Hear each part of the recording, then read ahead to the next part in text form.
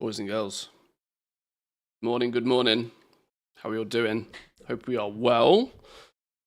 Hope we're all good on this fine Monday mornings. I am feeling 50%. I am getting there. We are getting there ever so slightly. I have just jumped out the shower, which is why we're late. We are hopefully in for a fun week this week. I've got Amalama, me and Alma, and of course Mrs. Manthias are off to a doggy day out later today. Not actually until like 7 o'clock this evening, so it's going to be a late one. But she's fast asleep right now. I don't know if you can see her on the camera. You can probably just about see her. She's snoozing right now. She's off on a bit of a play date later. She'll get the opportunity to see her brother for the first time since we stole her.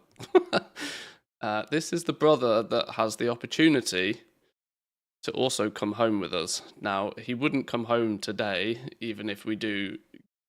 Today is a test.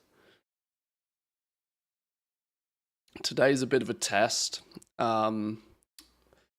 Even though they are siblings, that does not mean they'll get on with each other particularly well. One boy dog, one female dog, both puppies could be absolutely bananas crazy. I haven't quite yet decided if it's a smart move. Well, I know categorically it's a terrible move. But there's also part of me that wonders if I'd regret not doing it in the future, which is why I still haven't decided yes or no. So yeah, I still haven't decided.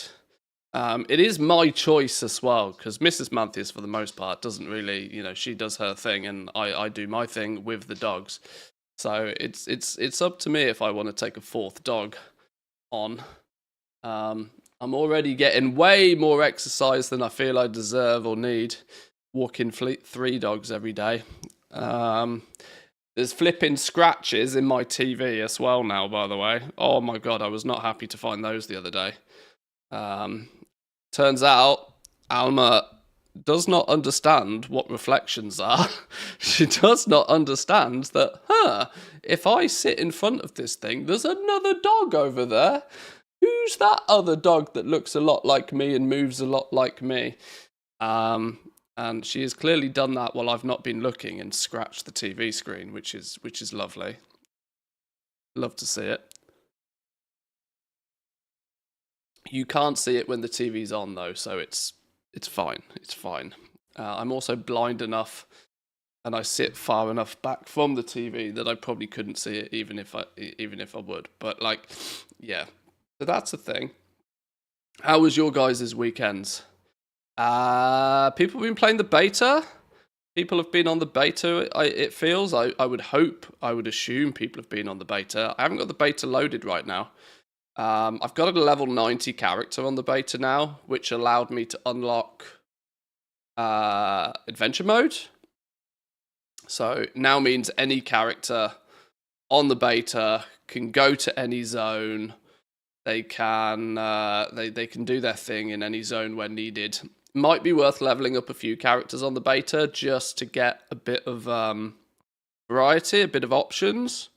This is mostly from a farming perspective, which is why it feels weird to me though, because I don't really have that many plans or intentions on doing much farming once midnight launches. So to spend all this time covering farming on the beta feels odd, but it's for a good reason. You also need to have a really good understanding of where your materials come from, more than just saying I buy them on the auction house. You need to have a good understanding of how the market plays out. Where are these materials going to come from? What is it going to take people to farm them? Are they going to be in shortage? Are they going to be in massive oversupply? Where are the good farming spots going to be? Not just from a content creator perspective that I can make a quick little YouTube video and get 20,000 views on it in week 1. That's a nice little luxury to have, but that's not the main goal of this. Point is to understand where these mats come from. And there's still a few materials I haven't found, which kind of scares me. There's a couple... one material, I think.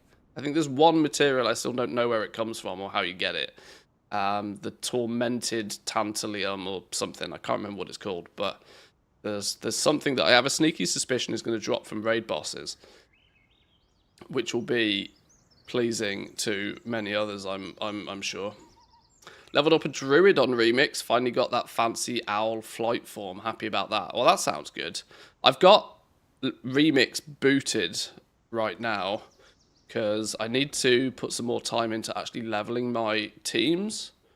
These are my midnight crafting teams, so I'm starting to pace out exactly what the goal is and the aim for midnight for me. I want to take my main 4, who have the main 8 crafting professions, and I want to duplicate this setup across all 5 accounts so that we'll have 5 copies of each profession going into midnight. So we'll have 5 jewel crafters, we'll have 5 enchanters, we'll have 5 everything.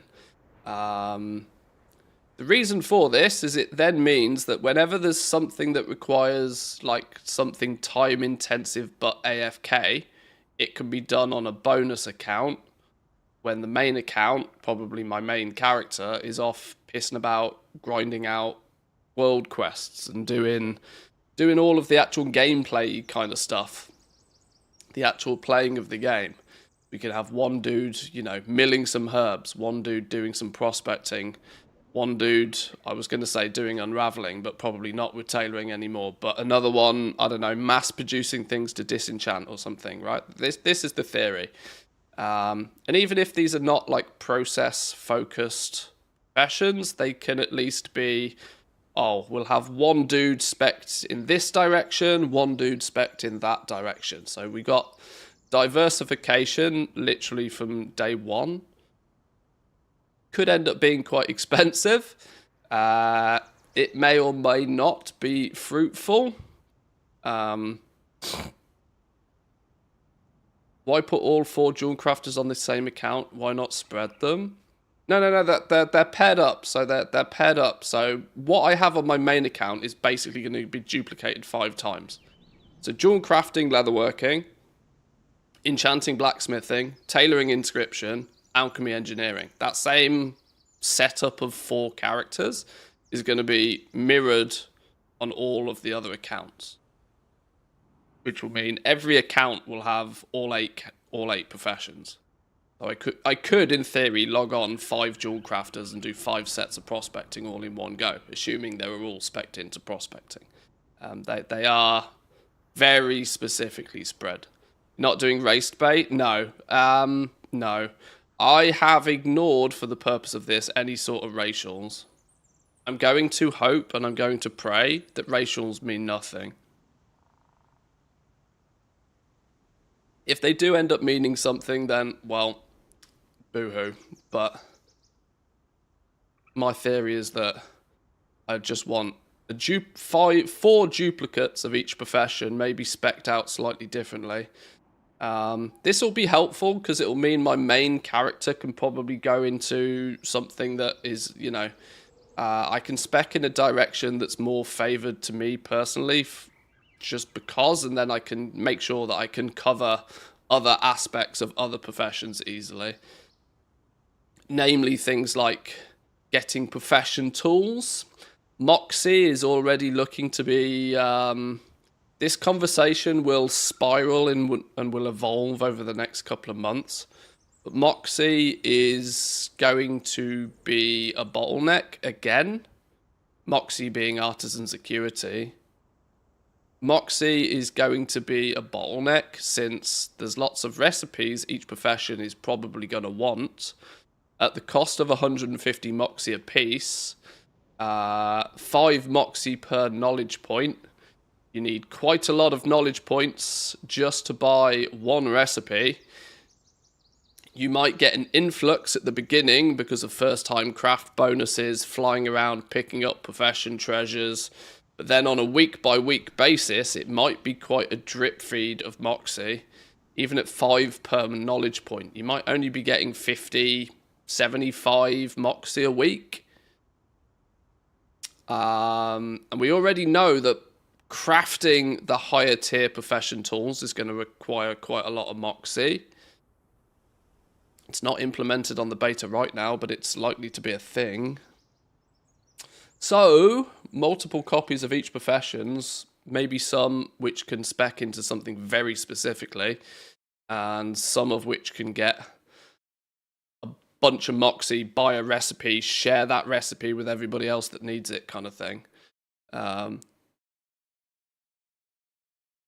And outside of this, you know,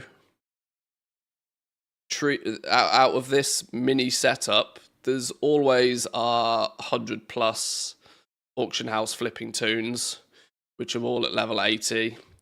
So of which all could do some alt army style stuff or expand off in, fork off in different directions short term if really needed.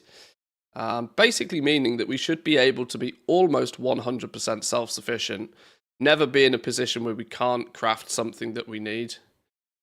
Not having to rely on anybody else, although the guild is going to be probably popping, I would imagine. I was quite happy with how no refunds played out at the beginning of the War Within. I think with guild, with the housing and the neighborhoods and stuff, we can get no refunds rocking and rolling again before midnight launches with housing, and then that will mean we'll have probably one of the richest guilds on the EU by the time that's all set up, which could be fun. I might spend a bit of time on the beta today, but I want to just get a couple of levels, a couple of dungeons done on these remix toons. If nothing else, just to showcase how I do it. It's really not anything particularly fancy. My main just solos the dungeons, and the other 4 follow along and loot and get some gear, get some bronze, get some levels, get some XP. Is the basics. I'm not timing, nor am I trying to do this particularly fast. I'm just doing it.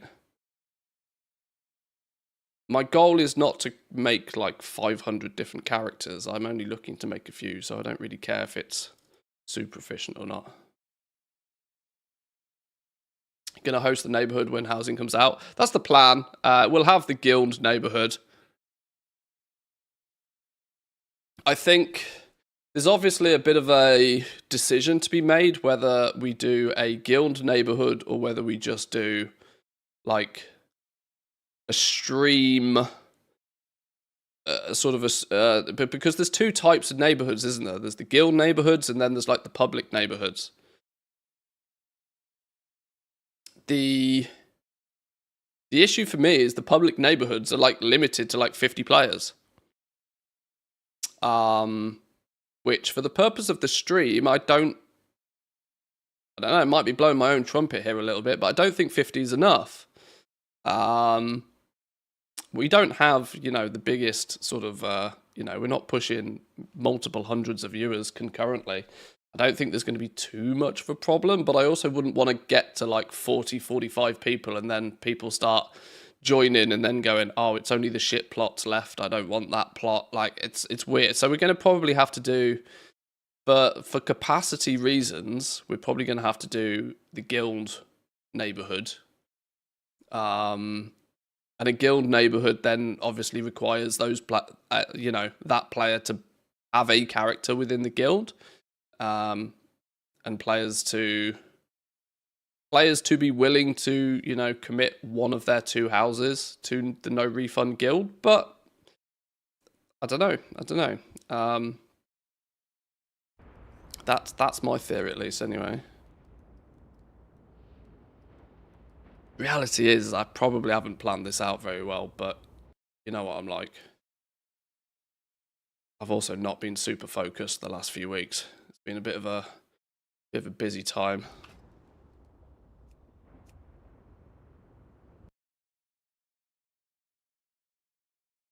Puppy remix.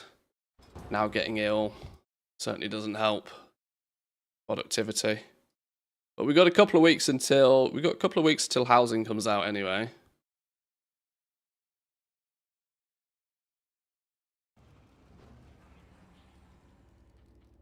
Now, those couple of weeks probably should be spent paying a little bit more attention to getting like achievements done, so we get as much decor as we can and that sort of thing. But I've always known from day one that player housing is going to be a very passive thing for me. Certainly not going to be something I throw huge amounts of time at. Why can't I kill these pigeons? There we go. Decor, I mean, I've said this from day one. Decor is just a way to make a bunch of gold for me, really. It's another collectible item that will be added to the list of things that I know people will pay a premium for. And they'll pay the convenience tax of buying shit off the auction house. So I just look at it from like, aha, cash money to be had. Building a big fancy house is something that will keep us busy on a, you know, Sunday afternoon, but is not something I'm going to strive to do excellent things with, if that makes sense. It's gonna be pretty chill. I need something that skips cutscenes for more souls.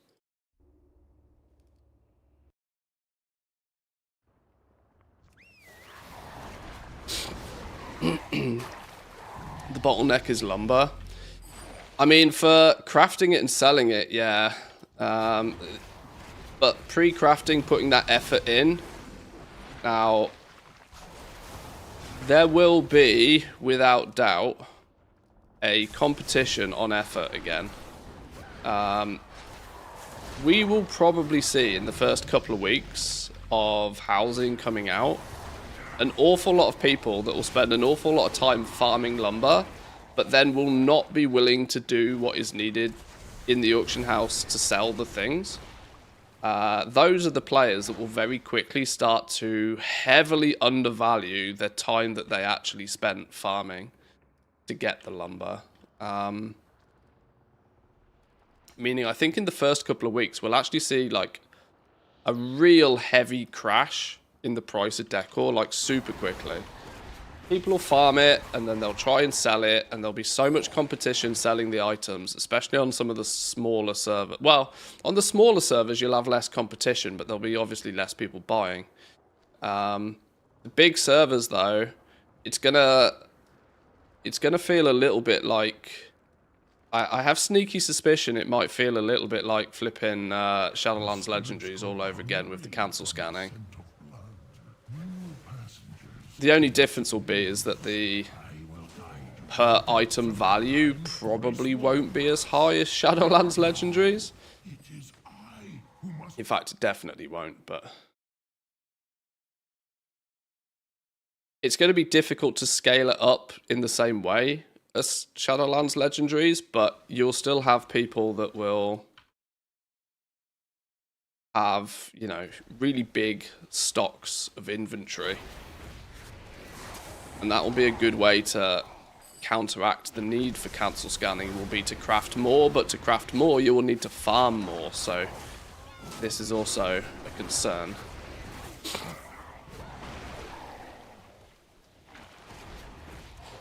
And it's difficult to gauge at this early point just how many people will look at the prices on the auction house and then look for an alternative. They might look for the alternative of farming up the lumber themselves and then placing an order, which could entirely be a thing. Because we've got to bear in mind here, we're dealing with a slightly different buyer this time round. We're dealing with probably what is either going to likely be a very new, or there's many options here, right? There's the option for very, very new players to the game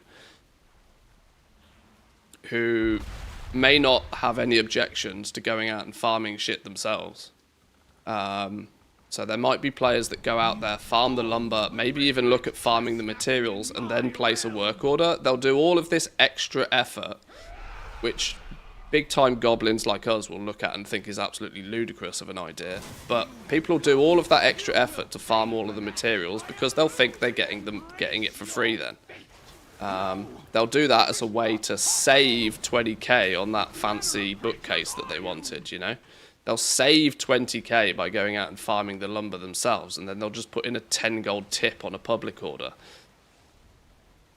There'll be a huge amount of that going on for sure.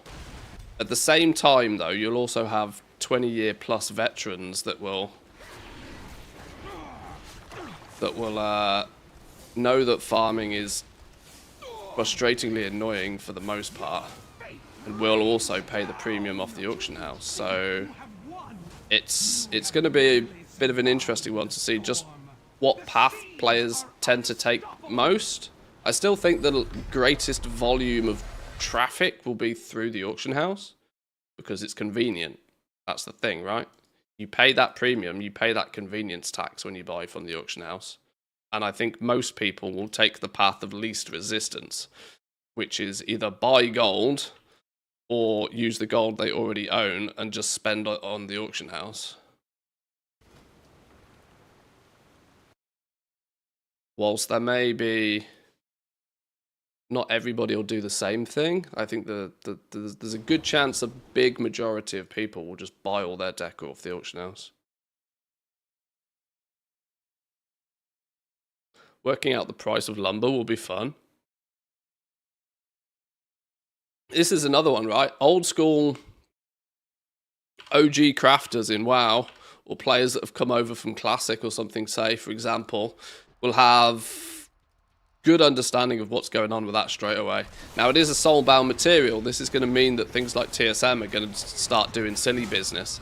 You are going to have to manually hard code in a price of your lumber within TSM if you wish to use TSM in any way, shape or form. I suppose I probably take for granted that people do know how to do all of that.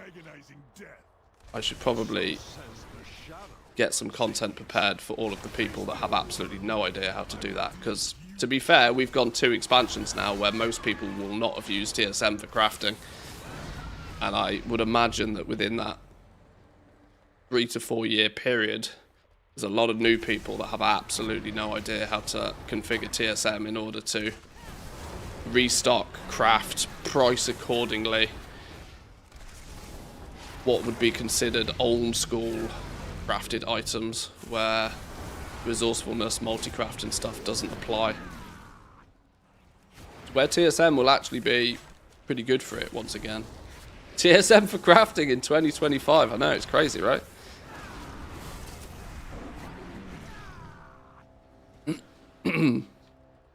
Only good decor will come from the shop. Swipe for the good stuff. Yeah, I'm sort of I'm almost past caring about the Hearthsteel stuff. It's frustrating, and I would wish Blizzard weren't doing it, but completely selfishly, it doesn't affect me in the slightest because I don't pay for a single thing playing this game. So I would only be getting offended on behalf of other people, which I always meme on as being one of the most stupid things on this planet today. Being offended on behalf of other people is so dumb. I will openly take the piss out of people that get offended on behalf of other people.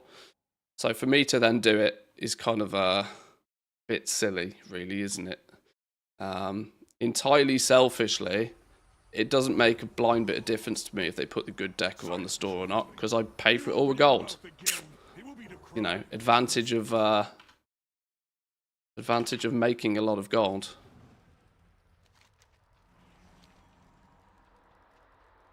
But yeah, I do think there is the potential for them to put the good, interesting stuff. Right? People always want new shit, right? This is why putting anything on the store, it could actually just be a shiny turd, but because it's brand new and they put it on the store, it has status symbol effect. Instantly.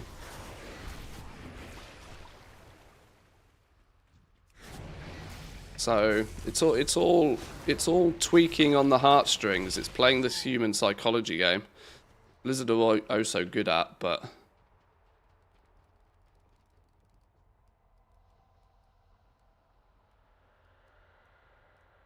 I want to give props to Ro in the Discord. He's done some great analysis on the likely prices for craftable decor. Not sure many people have seen the sheet yet.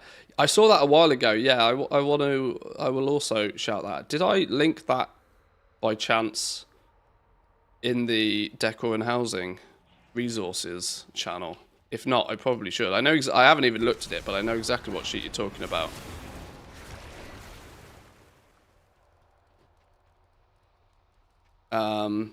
Didn't it work out that there's an average of like 24 lumber per crafted item or something? Now, obviously, that is an average, which is going to be probably far from statistically accurate, but you know, there'll be chairs that require 5 pieces of lumber, but you'll craft 5 times as many of them compared to a bed that might take 50 lumber, for example. This is why averages can sometimes be misleading, but even still, that early statistical analysis is kind of useful to look at. Can't wait for people to pay 100k gold for a 21-year-old 4-polygon table. Yeah.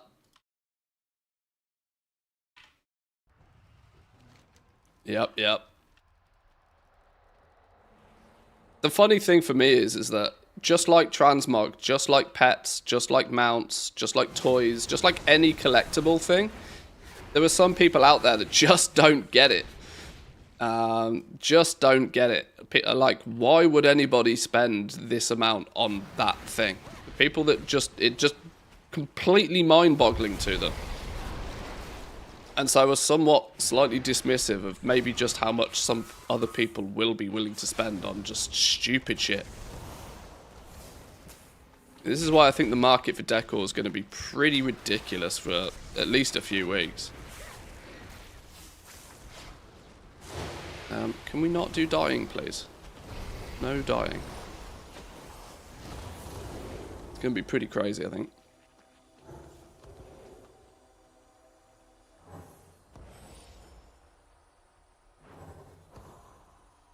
Well, I'm getting to that sort of ill stage now where I keep coughing up nasty shit. Lovely. I'll try my best to mute the microphone when it happens. I said my camera is way out in flipping Africa. There we go. It's better.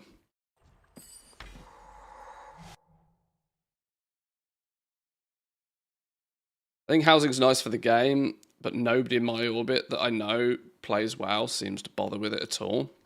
It's funny because the vocal minority, as it's often referred to in WoW, and the minority of players in general, being your, like, kind of semi-elitist, real endgame, hardcore players, probably are the ones that housing's not going to really appeal to them all that much anyway. And it's because they've already got their thing, right? Their quota for entertainment is already covered, and they're already happy. They don't, which means a lot of those players are going to look at housing and they'll tinker with it, sure.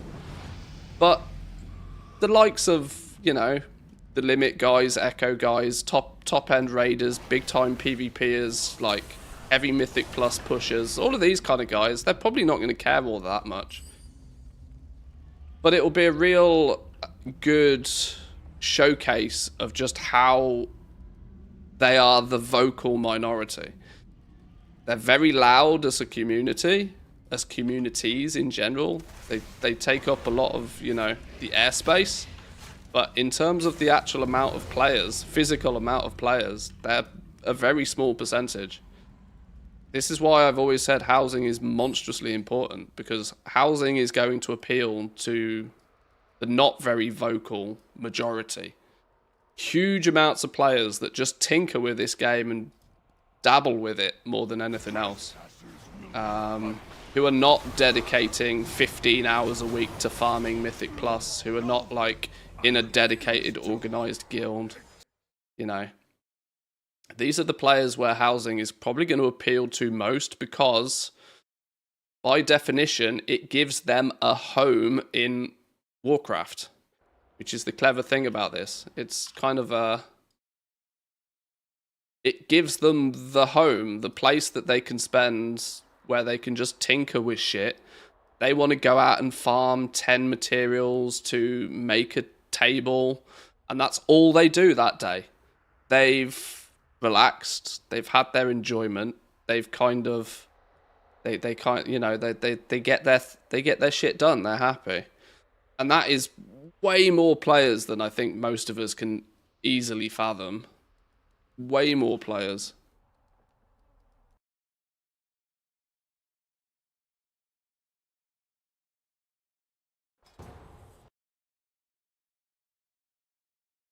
I mean, probably a good 80 to 90% of things I sell on the auction house, I question why the hell anybody would have bought it. But the fact that they do, and the fact that they have, means I'll keep doing it. And I tend to see housing as just another category in that sort of like, people will buy it, people will spend silly money on it, but why? Beyond me. Like, even if it's not my jam, I have an understanding that it will be other people's. Can we start gathering lumber for housing in early access? Yeah. Well, once 11.27 goes live, housing for all intensive purposes is a go-go. They've already said, haven't they, that like your endeavors with your neighborhoods and stuff are not going to kick in until midnight launch. But for all intensive purposes, 11.27 is the launch of housing, full stop. Just because it's in early access, it once again, it's another one of those that it's being sold as early access. It's not. It's that if you don't pre-order midnight, you just have to wait to do housing until midnight. It's not a early access bonus. It's you gotta be willing to turn up late tax with housing.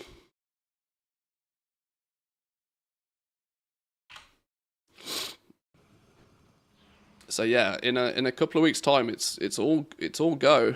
It's gonna feel like a mini expansion launch, which is kind of weird.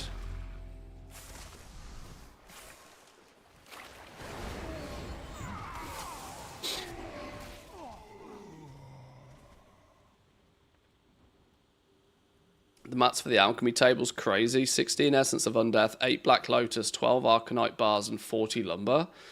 I have a friend who said he wants at least 10 of them. I'm like, yeah, sure. Yeah. I mean, they'll be able to buy 10 of them.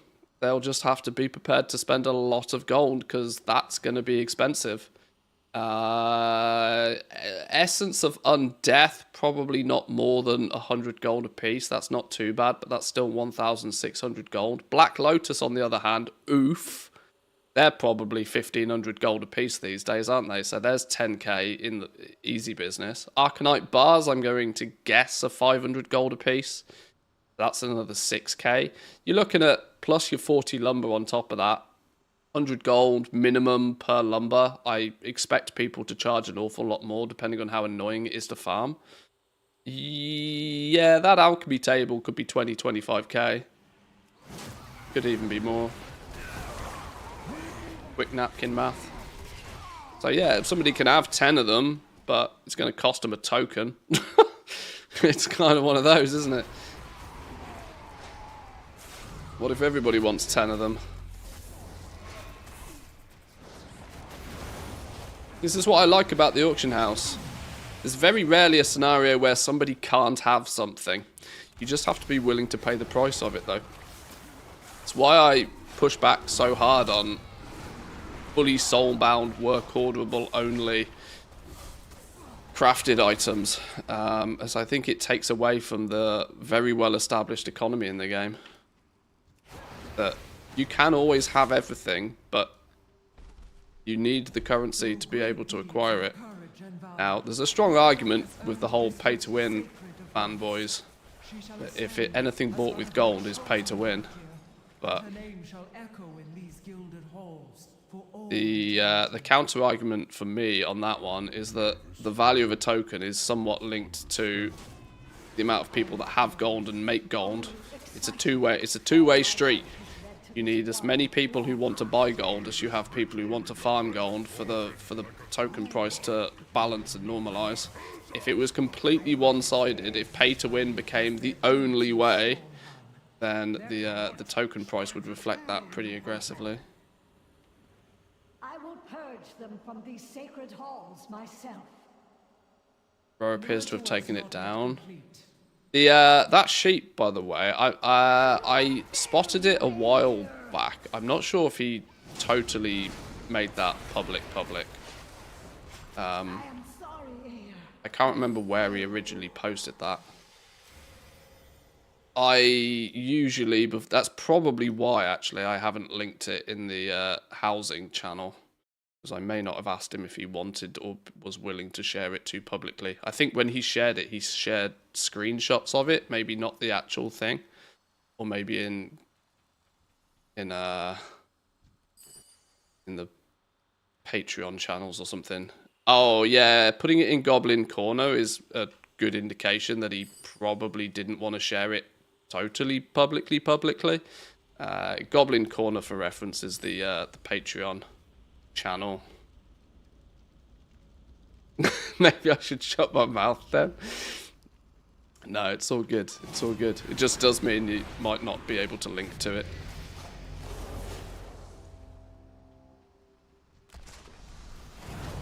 I'll ask, see if they want to share it public. I know exactly the sheet you're referring to. I saw it a while back.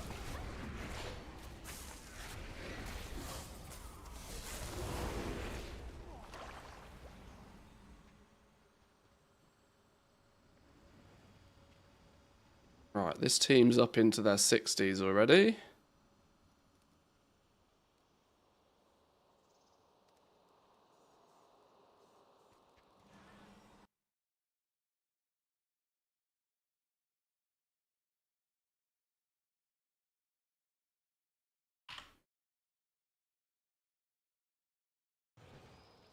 The mighty Fenrir stalks these grounds. I mean, I'm very, very aware, by the way, that this is by no means the most optimal way to level toons via remix.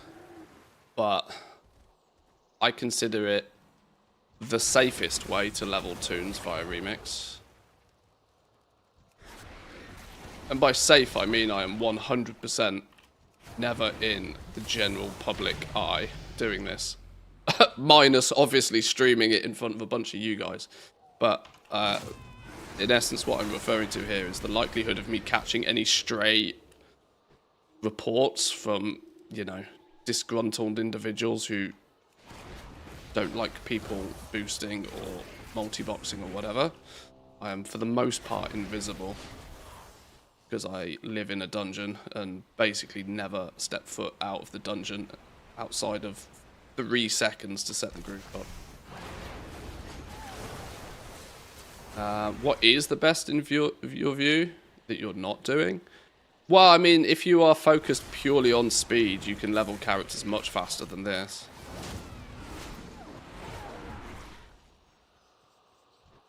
I mean, people are getting like 10 to 80 in like half an hour. People are doing it ridiculously fast.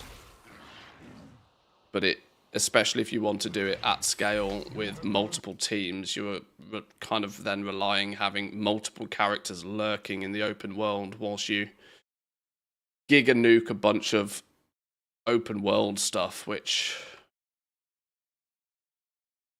in today's landscape, I just consider risky. And considering I don't want thousands of characters, I just want a handful. I don't feel the need to take that risk.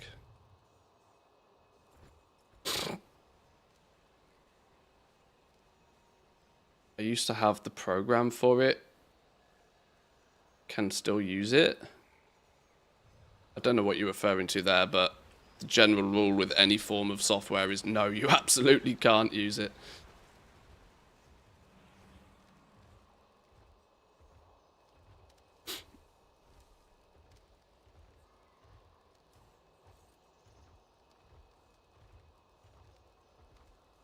Yeah, utilizing any form of multi-boxing, either software or hardware, is against the TOS these days.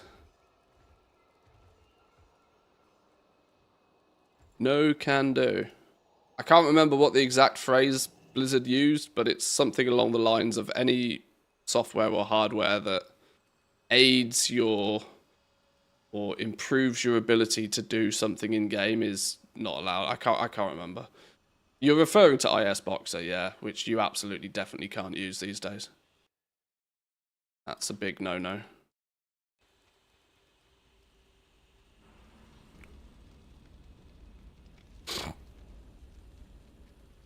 If you boost yourself, just clearing the normal raids, doing Emerald Nightmare, Nighthold, and Tome gets you close to max in under 2 hours.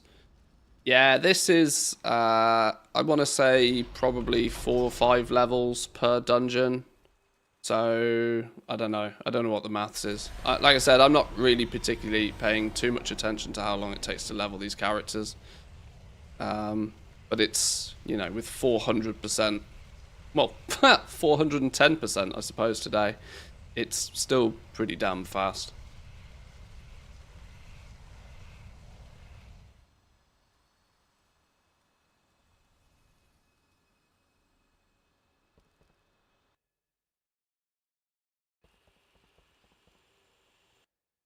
Why are you not following?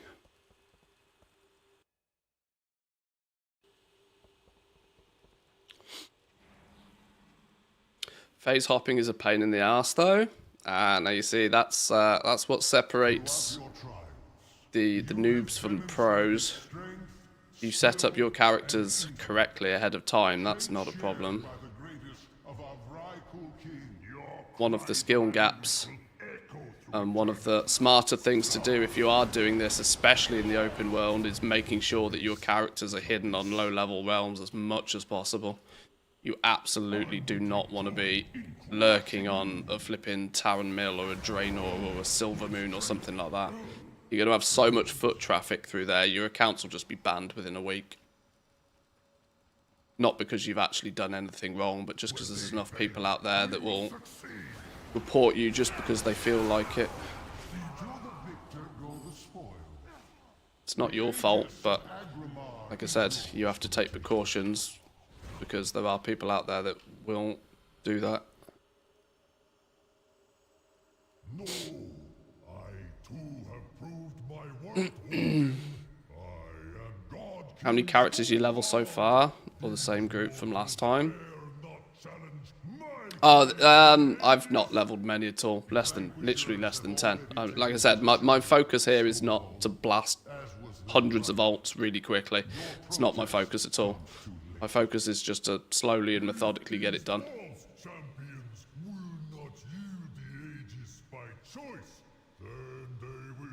Interestingly, with this one, because I'm actually looting the bosses as well, they are ending up being reasonably geared. Secondly, they're also amassing quite a lot of bronze from doing this as well. So by the time they ding level 80, they're not completely weak sauce.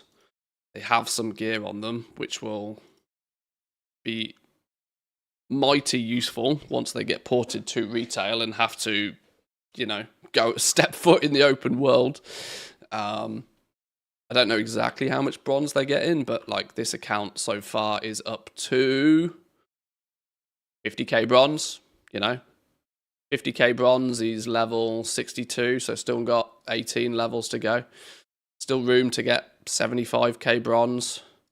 They're getting some gear slowly as this is happening as well, meaning they'll probably ding 80 with reasonable-ish gear.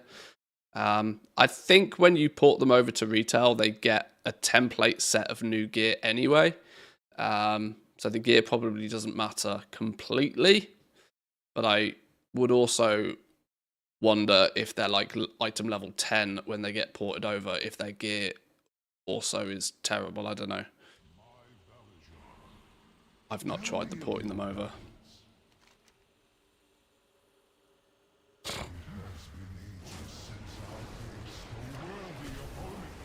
Naked Toons are getting 655. Oh, is that what it is? Is that the banding? Okay.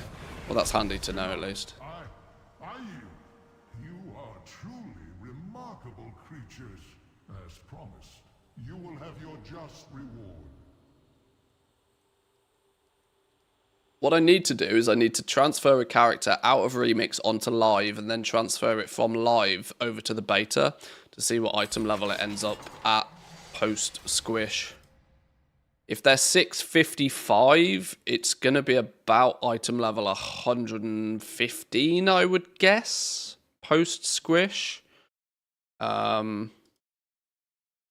Which means you get item level 115 gear dropping from quests when you're about level 83 or something. So it's a slight boost. It's going to give you a slight boost for your inevitable first maybe level, but not huge. You're going to want to get everybody to 81 to use the midnight tools, aren't you? So, yeah. Or at least that's what we're led to believe today with how the beta looks. I would point out that the tools are by no means balanced or finished on the beta. They don't even show Moxie on them, so... The green ones won't, but the rare and the epic ones don't have Moxie on them. So they're clearly not finished.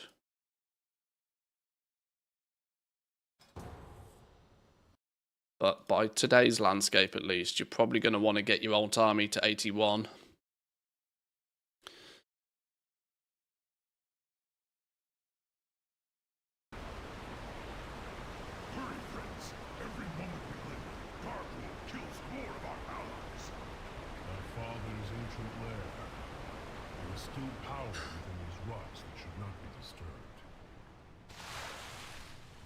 Is it worth getting higher item level gear from raids, etc. before midnight? It definitely helps with the first few levels.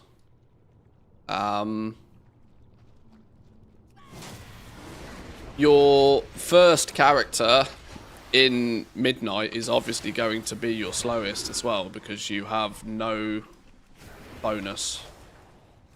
No warband bonus. The up to 25% warband bonus is a thing again in midnight. You gain 5% bonus per character you get to 90. So your first journey to 90 is technically going to be your slowest. So any gear you can have going into that is going to make the process easier. I think the pre-patch is going to dish out champion gear, or the pre-patch event is going to dish out champion gear, so you should be able to get like 700 plus item level by doing some pre-patch stuff if you really need to. But it's one of those, are you willing to spend 5 hours today in order to save yourself an hour tomorrow kind of thing? It's the kind of thing that your big boy raiders will do a lot of, but General Joe probably doesn't care about. You would lead these intruders, considering you'll very quickly replace, or even if you are running around in full mythic gear today, you'll still be decked out in greens by the time you hit level 90. You'll have replaced it all by the time you ding max level anyway, unless set bonuses end up being powerful or something silly, but I can't imagine that's the case. Has anybody looked at the anniversary stuff yet? Is it worth paying attention to? I've only seen some very slight early indications that it's a complete waste of time this year. It's mostly for those that really didn't do much of any of it last year. But weirdly, there's substantially less available this year round. It's a Boarfest total copy of last year with a few bits trimmed. Yeah, see, I've heard this a few times already now. Doesn't give me much enthusiasm to care. The Underking uses slaves to dig at the bones of my father. He does not.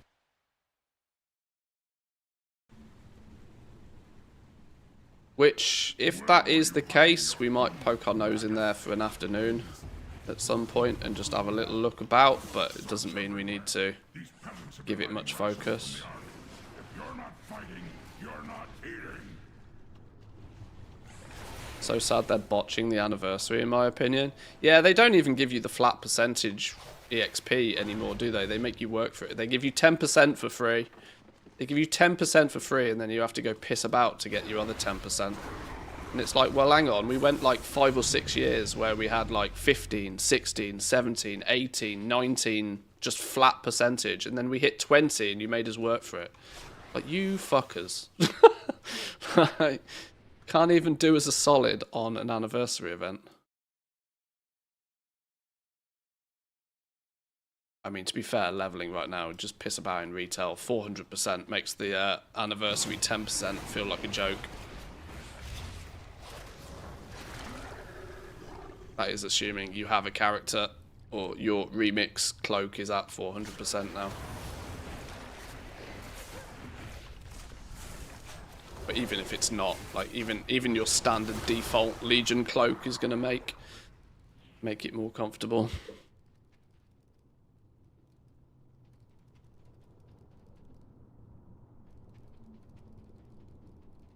I'm glad that remix leveling didn't end up being a snooze fest as well.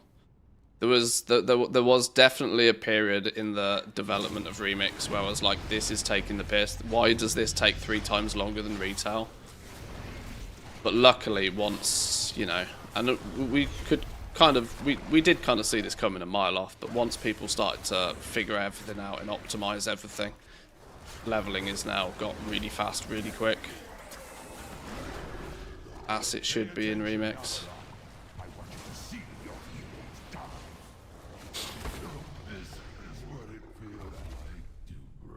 Bob the intern made the event, copy-pasted everything, added a terrible transmog and called it a day. It's, what you missed is that Bob made it last year and then has since been fired. So, there was a subtlety in that missed. Is the 10% anniversary buffs no, it's not. No, it's not the equivalent of an extra 40%, no.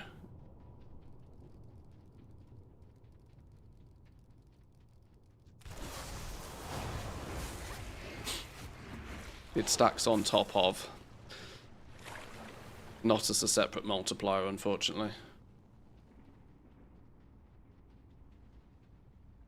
Good thinking, though. It would have been nice. Because then it would have been worth going and getting the other 10% if it was a multiplier. Mother of worms, arise! If they complete this summer, Or knowing Blizzard, if it did act as a multiplier, they'll code it wrong, so then it actually takes your 400% and multiplies it by 10%, giving you 40%. you know they'd balls that one up.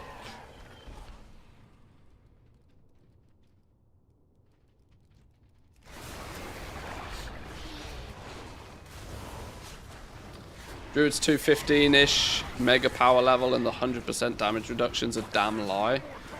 Well, it caps at 99. It caps at 99%.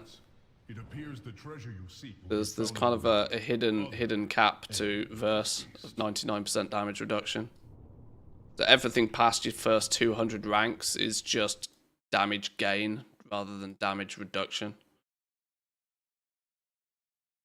And of course, as the mobs damage output gets bananas at higher key difficulty, you do still, even with a 99% damage reduction, start to take sizable damage. Just because the numbers get so big. 1% of a billion is still a big number, you know?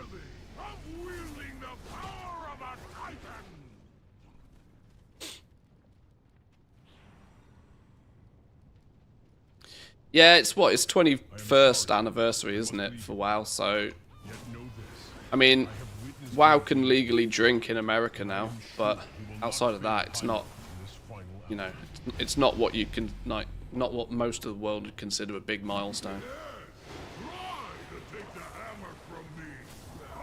Not a round number.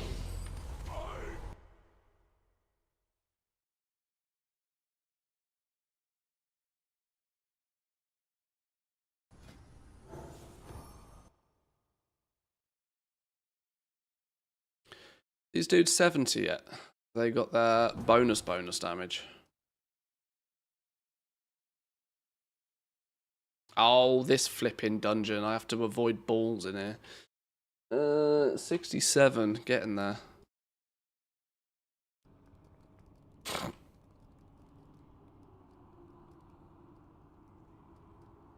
The alternative is getting nothing. I love your glasses half full approach, Puss. I love the optimism. But my perspective is the anniversary event is meant to be a celebration. Doesn't feel very celebratory, you know, it doesn't feel like much of a celebration. When the monthly trading post gets more, it's not much of a celebration. It's if you're gonna make an anniversary and you're gonna make a thing of it, it should be something that is big and only happens once a year, not less than something that happens on a monthly basis by default.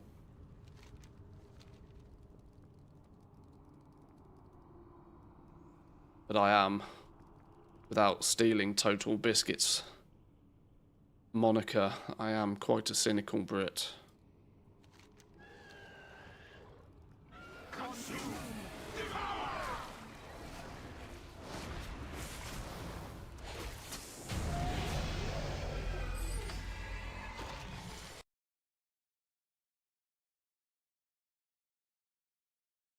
Cute doggos, thank you. There is 3 of them knocking about. 2 of them are just chilling right now in their beds. Well, there's the puppy. There's the little one. We have the big and old one chilling at the back there. Camera doesn't want to focus. Then I move my ass out the way. Ugh! The black one is over there. 3 for now. Yeah, for now.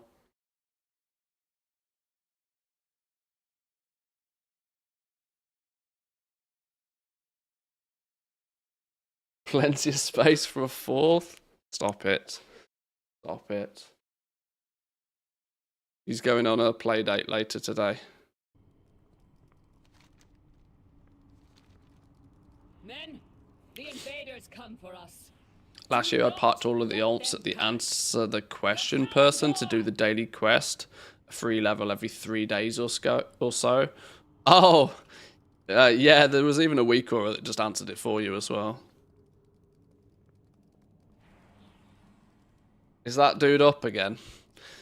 Not that I have it, like, you know, I barely have a character on my account that's not level 80 these days, but there's always room for more.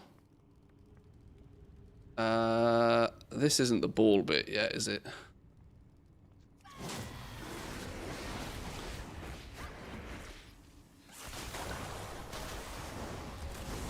I might not bother dragging everybody through the ball bit. I might just run forward and nuke the rest of the dungeon.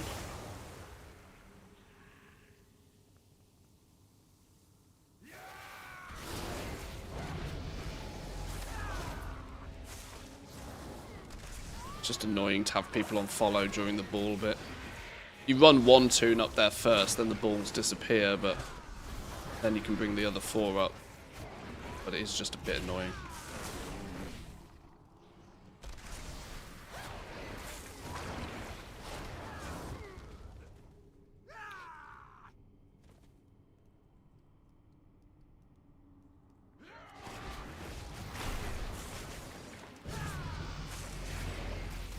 Okay, 60, we're starting to get 68 on some of these dudes.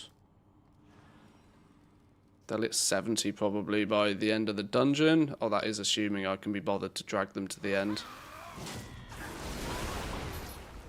I wonder how the sizing works. I wonder if they still get experience all the way to the end, even if I don't drag them all the way. I guess it's a good time to find out, really.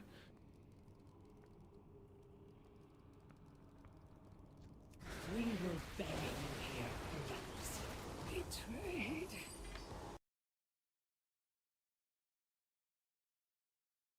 For this dungeon they do, because it's a tower. Yeah, if that's the case, I might not bother dragging them. I might just take them to the balls and then power forward solo.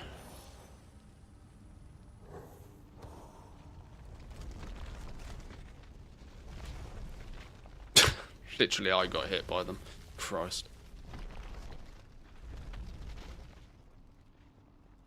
They might just live there for now.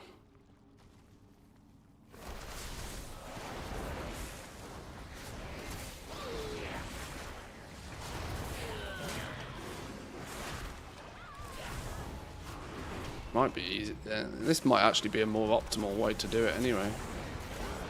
They're still getting experience.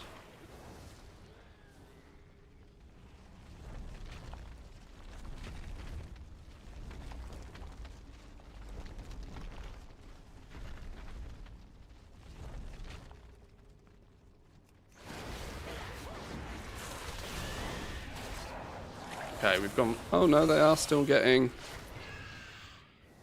something.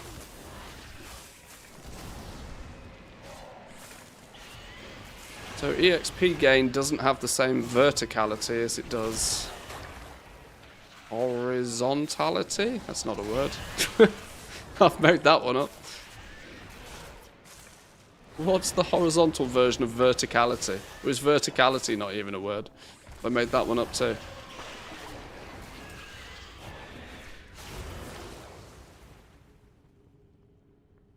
It means they won't loot the boss, but whatever. Oh no, me crab's in flipping Africa. Oh, they still get EXP from that boss. Sure.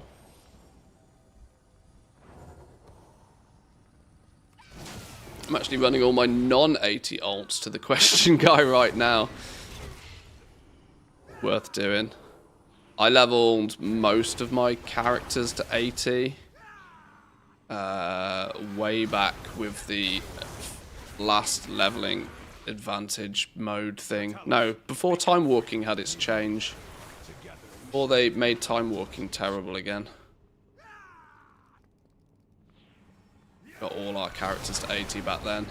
And actually, an awful lot of my characters would have naturally hit 80 by farming the Undermine rares anyway. No, not even the Mysterious... Well, it was the Mysterious Winds event, but it was also coupled with the last Time Walking before they changed Time Walking to be stupid. 10,000 years have not been kind. It's actually, for me personally, been an incredibly easy expansion to level alt. Because it's kind of semi-happened accidentally. Oh, they do get all the bonus from there. That's fine. That means this dungeon, I'm just not going to bother moving them. They can loot the first boss and call it a day. Messing around with balls.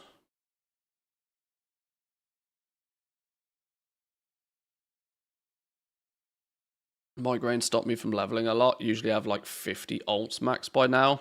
Only got 30. I mean, 30 is still an outrageous number though, by the way.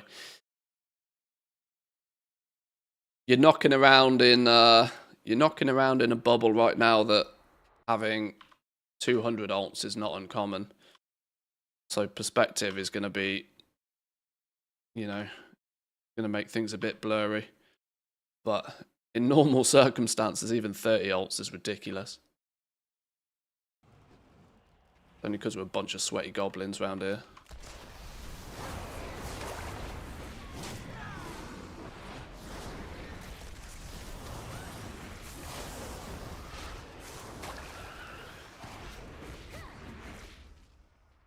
Those who challenge me only speed themselves to an agonizing death. So says the shadow of Zayas. Be still, worm. I will deal with you shortly.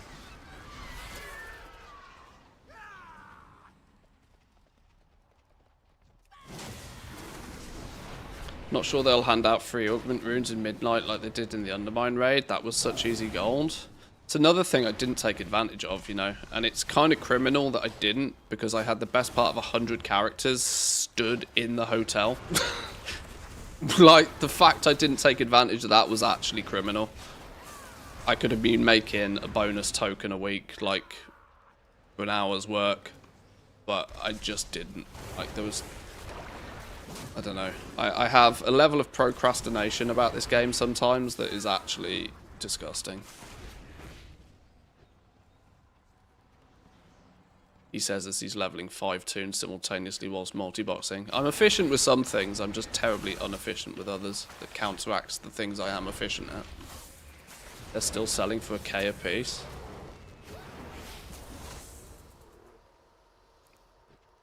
Doesn't feel then that the perma augment rune really made that much of a difference to people then, if they're still like 4 figures. Be gone from these woods or suffer nature's wrath. Usually by this point they're like a few hundred gold, aren't they? Found these woods with a nightmare. Like tooth and nightmare.